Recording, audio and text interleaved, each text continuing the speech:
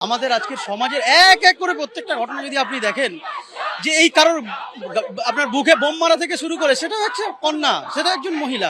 তাহলে যে বিদ্বেষ, যে টার্গেট, যে থিঙ্কিং, যে মহিলা সমাজকে নষ্ট করে দিলে মনে হয় এই সমাজটাকে আমাদের কবজা করে নেওয়া যাবে, এই থিঙ্কিং এর বিরুদ্ধে একজন শিক্ষিত মানুষ হিসেবে যদি, একজন সচেতন মানুষ হিসেবে যদি রাস্তায় না দাঁড়াতে পারি তাহলে আমাদের ব্যর্থতা।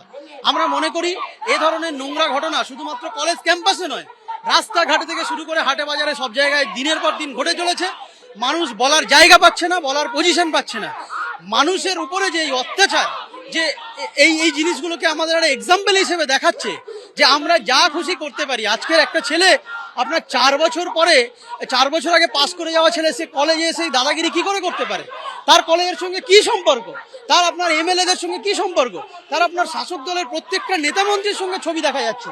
তাহলে এই ধরনের যে জঘন্য ঘটনা, যে একটা প্রশাসনিক সাহায্য তাকে দিয়ে তার উপরে মাথার উপরে একটা ছাদ তৈরি করে দিয়ে এই ঘটনাগুলো ঘটাতে যে সাহায্য করা হচ্ছে, এটার বিরুদ্ধে আমাদের তীব্র প্রতিবাদ। প্রশাসনিক সাহায্য ছাড়া এরকম ঘটনা, এরকম ক্রাইম ঘটতে পারে না। প্রশাসন এর দায়িত্ব নিতে হবে এবং তাদের ফেলিওর, ব্যর্থতার জায়গা থেকে মানুষ আজকে তাদের রাগ যে ক্ষোভ যে উগরে দিচ্ছে সেই জিনিসটাকে অ্যাড্রেস করতে।